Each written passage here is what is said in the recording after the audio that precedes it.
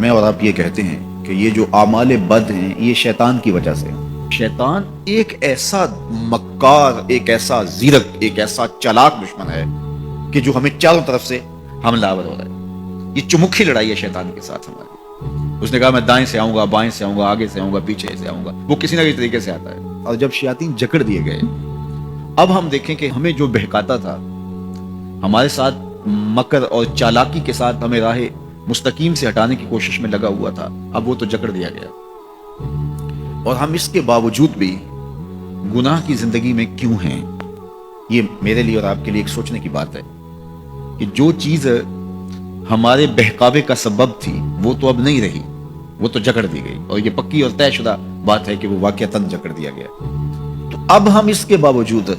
کیوں گناہوں بھری زندگی بسر کرتے ہیں؟ تو ایک ہمارے لیے یہ سوچنے کا موقع ہے، کیا شیطان کی مسلسل صحبت کے نتیجے میں کہیں ہم خود ہی شیطان صفت تو نہیں ہو گئے کہ شیطان بند بھی گیا ہے، اور اس کے باوجود اگر ہم کسی کو دکھ دے رہے ہیں،